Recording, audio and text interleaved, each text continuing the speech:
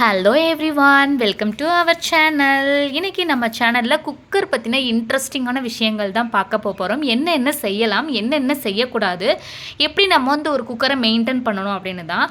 இது புது model cooker, அது பழைய மாடல் குக்கர். நான் இந்த 2 குக்கருமே இப்போ ரீசெண்ட் டைமில் நான் யூஸ் பண்ணிட்டு தான் இருக்கிறேன். இதை பற்றின டிஸ்அட்வான்டேஜஸ் அண்ட் ப்ளஸ் விஷயம் என்ன அப்படின்றத இந்த வீடியோவில் சொல்ல போகிறேன். அதே மாதிரி நம்ம நிறைய டைமில் குக்கர் லீக்கேஜ் ஆகுன்றதுனாலேயே யூஸ் பண்ணாமல் இருப்போம் இல்லைங்களா. நான் சொல்கிற ட்ரிக்ஸ் எல்லாம் ஃபாலோ பண்ணி பாருங்கள், உங்களுக்கு அந்த ப்ராப்ளம்லாம் எதுவும் வராது. நான் யூஸ் பண்ணக்கூடிய இந்த புது மாடல் குக்கரில் இருக்கிறத பற்றி சொல்ல போகிறேன்.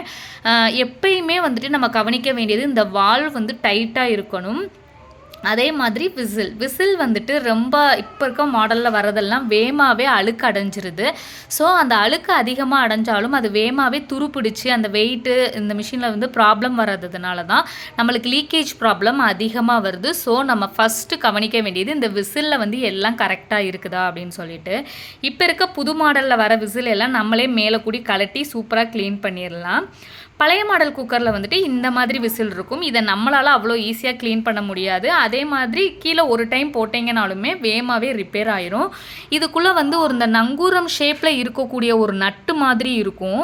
அது கரெக்டாக நம்ம குக்கரில் இருக்க அந்த ஹோலில் உள்ள அடைச்சி உட்காரணும் அப்படின்னு சொல்லுவாங்க. அந்த வெயிட் உட்காந்தாதான் பழைய மாடல் குக்கரெல்லாம் ஒர்க் ஆகும். பழைய மாடல் குக்கர் பொறுத்த வரைக்கும் வேகமாக டேமேஜ் ஆயிரும்ன்ற ஒரு நெகட்டிவான ஒரு கமெண்ட் இப்பயுமே இருக்குது. ஸோ இதில் நான் என்னென்ன ஃபேஸ் பண்ணுறேன் அப்படின்றது தான் சொல்ல போகிறேன்.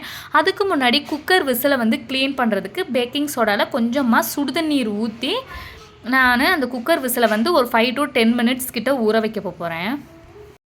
நம்ம குக்கர் விசில் க்ளீன் பண்ணுறதுக்கு நம்ம நார்மலாக பேக்கிங் சோடா போட்டு நம்ம யூஸ் பண்ணுறோம் இல்லைங்களா, அந்த மாதிரி லிக்யூட்ஸு நீங்கள் ஃபார் கிளாத்து யூஸ் பண்ணுற லிக்யூடாக இருந்தாலும் சரி, பாத்திரம் கழுவுறதுக்கு யூஸ் பண்ணுற லிக்யூடாக இருந்தாலும் சரி, அதை போட்டு நீங்கள் ஊற வச்சுட்டு கழுவும் போது அதில் இருக்க அழுக்கெல்லாம் ஈஸியாக வந்துடும். சரி, இப்போ குக்கரில் நம்ம கவனிக்க வேண்டிய விஷயங்கள் என்ன அப்படின்னு பார்த்தா, இந்த ரப்பர் ஈஸியாக ஒரு சில பேர் குக்கர்லாம் அப்படியே ஒரு மாதிரி ரோல் ஆகிட்டு இருக்கும். அந்த மாதிரி இருந்துச்சுன்னா கண்டிப்பாக உங்களுடைய குக்கர் ரொம்ப மோசமான கண்டிஷனில் இருக்குன்னு அர்த்தம்.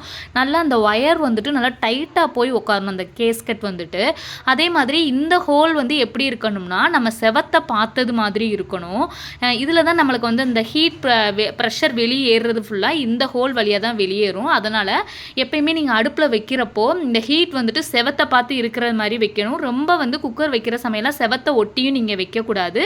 ஹேண்டில் உங்கள் பக்கம் பார்த்தது மணிக்கு இருக்கணும். நல்லா கேஸ்கெட் டைட்டாக இருக்கணும். நீங்கள் இது ரொம்பவே ரேட்டு கம்மி தான். ஒரு 50 rupeesலேருந்து 100 rupeesக்குள்ளே தான் இப்போ கிடைக்குது. நீங்கள் அதை சேஞ்ச் பண்ண முடிஞ்சால் சேஞ்ச் பண்ணிடலாம். இதை நீங்கள் ஃப்ரிட்ஜில் வச்சுட்டு யூஸ் பண்ணிக்கிறலாம். ஃப்ரிட்ஜில் ஓவர் நைட் வச்சுக்கிறலாம்.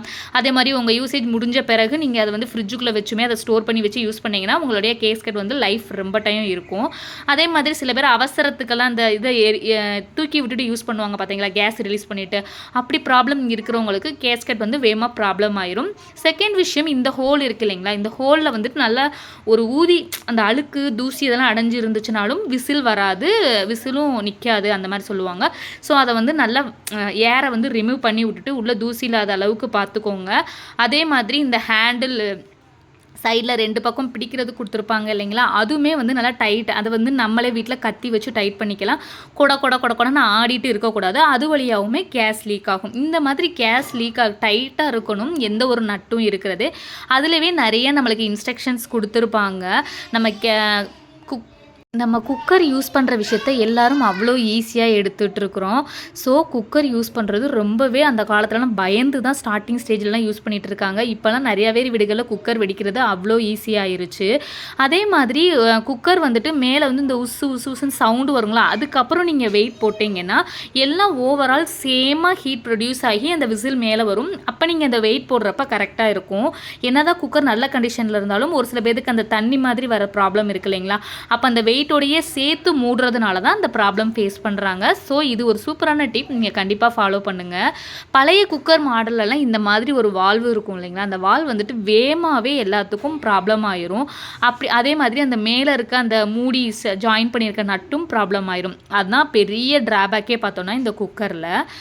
இப்போ இருக்க மாடலில் இந்த மாதிரி பிரச்சனை வரையில, ஆனால் பழைய குக்கரில் ஃபுல்லாக இந்த பிரச்சனை அடிக்கடி வந்துட்டு இருக்குது. அதில் நல்லா ஒரு பின் வச்சு நல்லா தூசி எடுத்து விட்டுட்டு ஒரு டைம் 2 டைம் நல்லா நல்லா ஊதி விட்டுட்டு அந்த தூசியெல்லாம் ரிமூவ் பண்ணிவிட்டு போடுங்க. நீங்கள் எவ்ரி டைம் நீங்கள் வந்து யூஸ் பண்ணும்போதும் இந்த வால்வு வந்து டைட்டாக இருக்குதா, ஒரு சில பேருக்கு வந்து டக்குன்னு அது ஓட்டையாயிரும். பழைய குக்கரில் பொறுத்த வரைக்கும் ஃபெயிலியர் ஆனதுக்கு ரீசனே வந்து இதுதான். அந்த வால்வு வந்து வேகமாக ரிப்பேர் ஆயிரும் அப்படின்ற கண்டிஷன்னால தான் யாருமே இப்போ இந்த குக்கர் வந்து யூஸ் பண்ணுறதில்ல. அதே மாதிரி இந்த ஹேண்டிலில் இருக்க நட்டும் சில பேருக்கு உடஞ்சிரும், ஆட ஆரம்பிச்சிரும். இந்த குக்கர் பொறுத்த வரைக்கும் நம்ம வேலை பார்த்துக்கிட்டே தான் இருக்கணும்னு சொல்லுவாங்க. நான் கேன்டீனில் இதான் இப்போதைக்கு எனக்கு அவைலபிளாக இருந்த ரீசன்னால் நான் இது வாங்கினேன். நீங்கள் இந்த மாதிரி உள்கூடி மூடுறதுனாலையும் அதை நம்ம அடிக்கடி எடுக்கிறப்போ டக்கு டக்குன்னு செய்கிறப்போலாம் அது வந்து நெளிஞ்சிருச்சுனாலும் நம்ம கரெக்டான இதில் மூட முடியாது.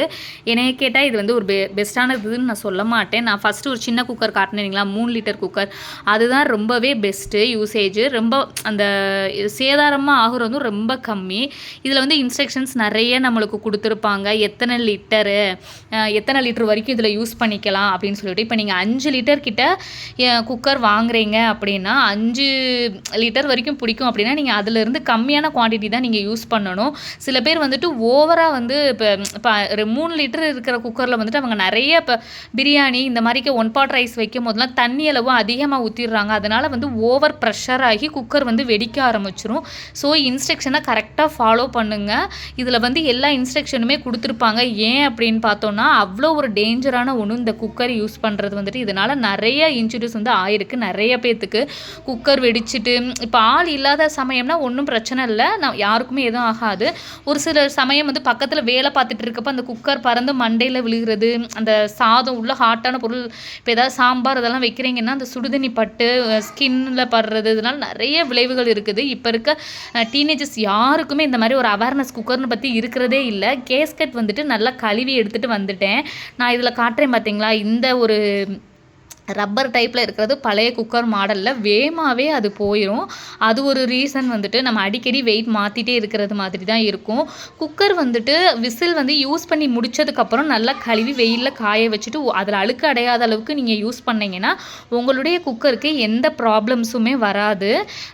அதே மாதிரி உள்ளே இருக்க அந்த ஷார்ப்பான நட்டு இருக்கு இல்லைங்களா, அதுதான் ரொம்ப முக்கியம். ஸோ ஹேண்டில் பண்ணுறதுமே நீங்கள் வச்சு எடுக்கிறது இதெல்லாம் கொஞ்சம் பார்த்து எப்படி இந்த கண்ணாடி கிளாஸ் எல்லாம் ஹேண்டில் பண்ணி எடுக்கிறீங்களோ அந்த மாதிரி தான் டப்பு டப்புன்னு எந்த இடத்துலையும் வைக்கக்கூடாது. இப்போ இருக்க மாடலில் வருது பார்த்தீங்களா விசில், அது நம்மளே கலட்டி ஈஸியாக வந்து யூஸ் பண்ணிக்கிடலாம். அந்த மேலே இருக்க நட்டை கலட்டி எடுத்துகிட்டு நம்ம தனித்தனியாக வந்து திருப்பியுமே நம்ம மாட்டிடலாம், நம்மளே மாட்டிடலாம். ஆனால் பழைய விசிலில் இருக்கிறத வந்து நம்ம அப்படி பண்ண முடியாது. கடைக்காரங்கிட்ட கொடுத்தா தான் அந்த நட்டு எல்லாமே அவங்க டைட் பண்ண டூல்ஸ் எல்லாம் வச்சுருப்பாங்க.